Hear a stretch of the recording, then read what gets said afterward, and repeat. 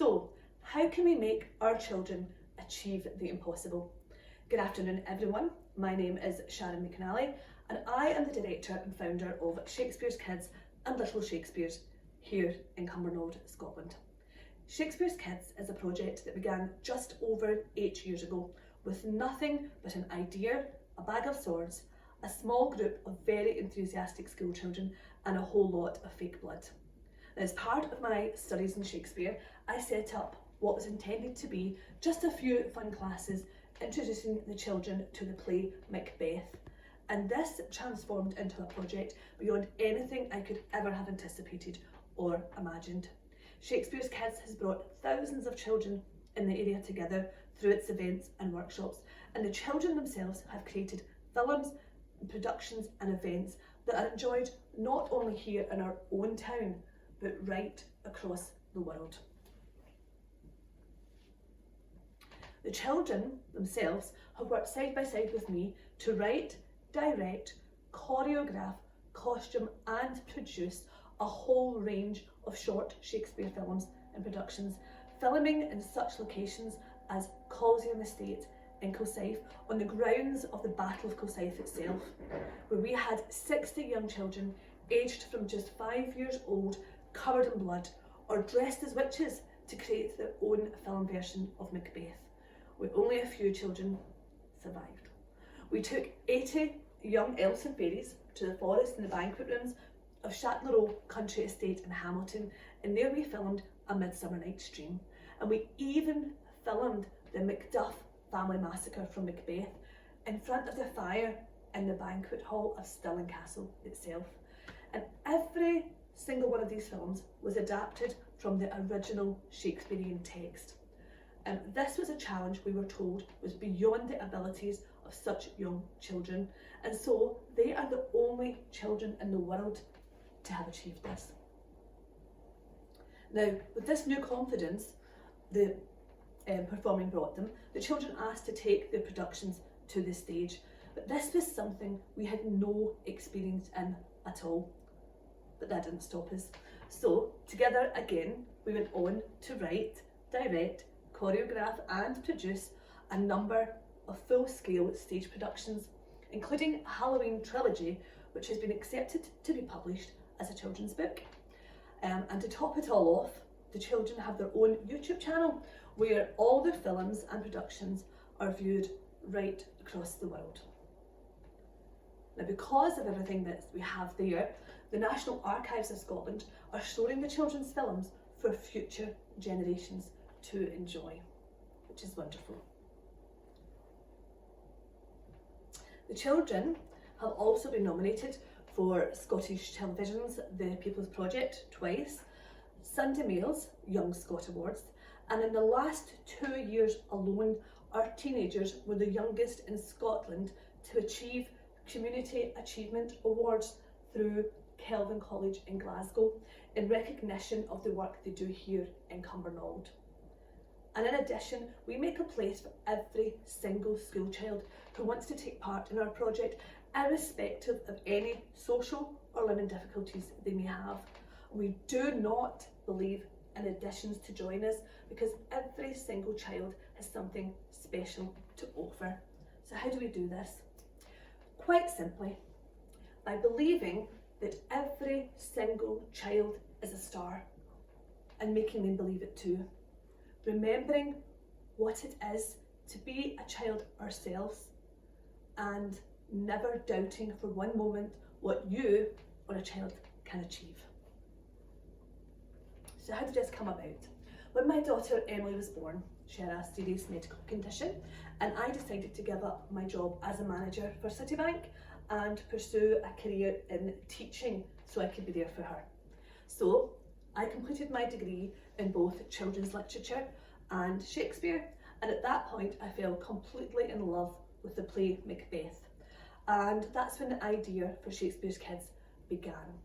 I wanted to combine my love for children's storytelling and the plays of Shakespeare and create something really special for the children. I'd come across a book by Australian author Lewis Burdett called Shakespeare Can Be Fun, and that changed everything. And so I contacted a few well-known organisations which specialised in Shakespeare to see if they were interested in coming up to Scotland to work with me and try out these ideas. But when I told them the age of the children and that I wanted to use the original Shakespearean text, they told me it couldn't be done. And when someone tells me it can't be done, it means maybe they haven't tried and they couldn't envision what these children could achieve. And when it came to Macbeth, who better to bring that story to life than a group of Scottish children?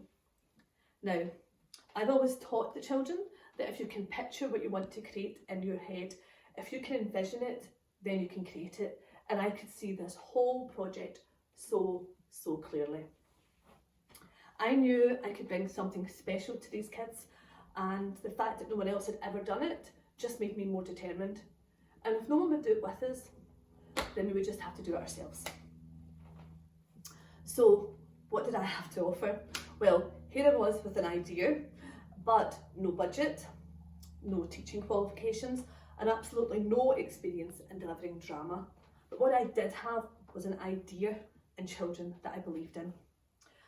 So why did I choose the name Shakespeare's Kids? Well, the idea was to not only inspire a love for Shakespeare, but to also inspire the next generation of storytellers, to bring Shakespeare's characters and stories to life, but also the children's.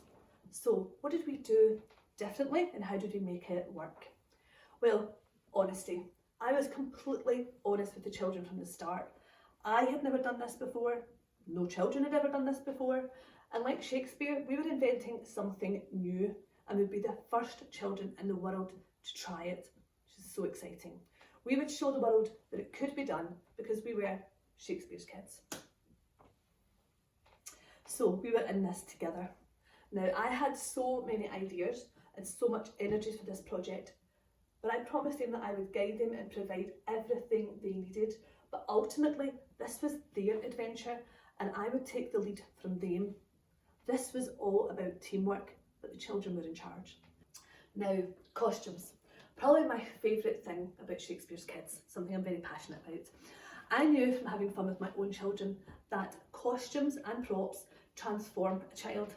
That putting on a cloak or a pirate hat can transport a child to another world. And in that world, they can be anything they want to be. They can escape all the insecurities they may have and be someone else entirely. So I set out to bring a bag of costumes and props to every single class. And it is hugely important to me that every child feels that they are the star of each show. So as things progressed, we made it a rule that every child gets involved in creating their own look for every production so that they can relate to the character and bring that character to life. But most importantly, that every costume is different for every child because every child is different and unique in their own special way. Eliminate fear and embrace fun. It's very important. So when I set up Shakespeare's Kids, I was already acutely aware of how difficult life can be for a lot of kids out there and the issues that they're dealing with, from broken families to bullying to gender-related issues to low self-esteem or even learning issues like autism and dyslexia. And so it was really important for me to make sure that their time with us was a way to escape all of that for a little while, or to maybe give them the tools to deal with life by building their confidence and making them believe in themselves. But the emphasis here had to be on fun. So the first thing the children are told when they meet us is probably what makes us different from most groups out there and why the children settle in with us so quickly and transform. And that would be our Shakespeare's Kids rules. Number one, you don't have to do anything you don't want to do. If you want to come into class and be the child that goes straight to the mic and sings her favourite song, fantastic. If you want to sit by me and watch for a few weeks, and as long as it takes, then that's good too. As long as you are comfortable and having fun. And number two, you can be whoever you want to be. Gender is completely irrelevant at Shakespeare's Kids. This was all about imagination and bringing stories to life and creating a space for children where you can truly be yourself, a place where you will be loved and valued for being you, where nothing at all is expected of you except to care and support each other and have fun. listening and giving children a voice. I can honestly say that I've learned far more from listening to the children and their ideas than they will ever learn from me. From the beginning, every child knows that their voice counts, that everyone's ideas have equal value no matter what their age or what their experience. We decide as a team what songs and dances will go into our events and our productions, what plays we would like to try, what camps we will run. Every single thing we do, we decide from listening to each other and sharing our ideas. When I am directing a production and they have an idea, I want to hear it. Doesn't matter how crazy or impossible it might seem, it's their idea and so it has value. And so the very best ideas I've ever got have come from the children themselves. Now, obviously when you have 20 children, it's easy to listen to them all. But when you have over 100 and growing, it gets a little trickier. And as we got increasingly busier, spending time with each child became more difficult. So we had an idea to set up our children's board, which was quite unique. So this is similar to a board of directors, but they are all children themselves. So we gave every child the chance to nominate a teenager that they felt represented everything special about Shakespeare's kids. A teenager who they could talk to, who cared for them, and most importantly, who inspired them. And that's when our coaching began. Shakespeare's Kids has always been praised for being more like a huge family than a theatre group. Our older children would always come along to our little Shakespeare classes and run those classes alongside me so that the younger children got to play and work and create with teenagers that they so admired. And the teenagers embraced this because they realised how much these young children looked up to them, and it encouraged them to take that role of mentor very seriously. So we have little Shakespeares, just 6 years old, working alongside a 16-year-old to teach and deliver a dance to the rest of the class.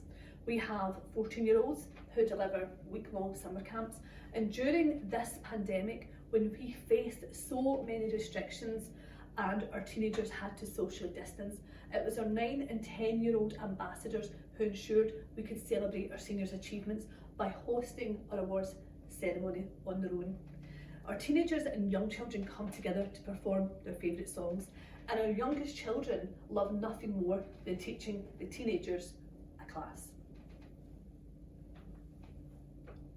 And so, our little Shakespeares strive to teach their own class and become a Shakespeare's Kid. Our Shakespeare's Kids work hard teaching the little ones and working with coaches, aspiring to become a senior or a young ambassador. Our young ambassadors strive to become a senior ambassador or a coach, but all of our children know that they can achieve anything that they want and they can be anything that they choose to be. Now, this project is just 8 years old, and already these children are being recognised by West End performers, appearing in children's television shows, publishing their own books, designing bespoke musical theatre costumes, being commissioned to produce art, and choreographing full-scale children's productions, and all of this while still in high school. So, how do we make our children achieve the impossible? Be honest, work as a team, dream and use the full power of your imagination. Believe there are no limits to what any child or you can achieve, and understand that age does not define a child's potential. Find and embrace what makes that child unique, that special quality that shines inside each and every one. And most importantly, be the person you wish you had in your life when you were young. Thank you.